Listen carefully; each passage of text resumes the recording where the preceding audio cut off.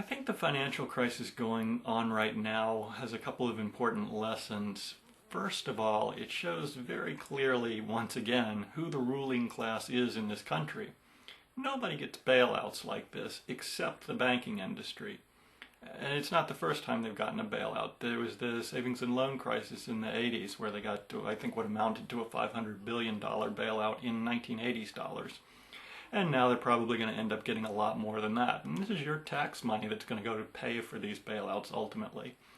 And consider that no other industry even gets a bailout like this, of this magnitude. Only the banking industry gets bailouts like this because they've largely co-opted our government. That's just the way things are.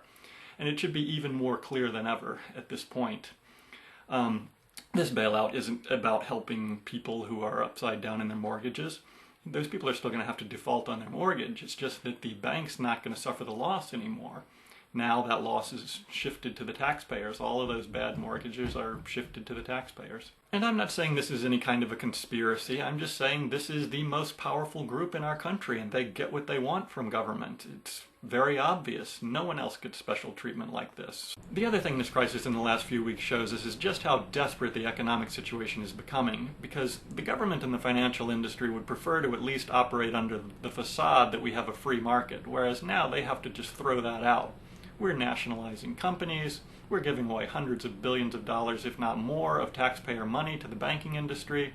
We've just completely given up even pretending that we operate under a free market. And I don't think anyone wants to give up that facade unless it's a really desperate situation. But of course this crisis is something that was bound to happen, and it's happened many times in the past. Anytime you have fractional reserve banking, you're eventually going to have a crisis like this, because fractional reserve banking requires constant growth, and as soon as there's a severe economic pullback, all the highly leveraged loans collapse.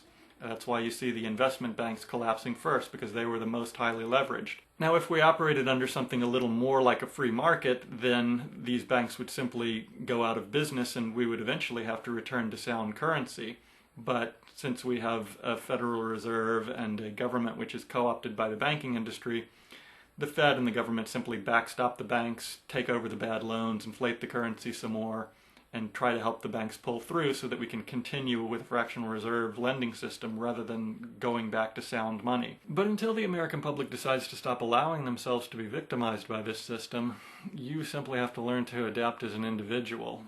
And the events in the last few weeks show exactly what's going to happen in the future as this economic crisis worsens for a lot of the reasons that I covered in a past video. What's going to happen is the government will continue to take on bad loans as they come from the banks as the economic crisis worsens. And that's going to continue to run up our national deficit, which is already unsustainably high. And when we have an unsustainably high national deficit like that, it leads to higher taxes, but most of all it just leads to monetization of the debt. You have to inflate the currency in order to pay off that debt, in order to stop from defaulting on that debt. I mean, it's kind of the final spiral in the collapse of a currency if they can't stop these bad loans from coming forward, if the economy doesn't stop from turning down. The currency just goes into a final spiral where the government takes on more and more debt and inflates the money more and more because they have no other choice until the economic system stabilizes, which we are far from being stable at this point, and it's only getting worse. So ultimately these events are the classic lead up to a collapse of a currency. I'm not saying it's going to happen in the immediate future, but if the economic situation doesn't change, you can't manipulate your way out of it.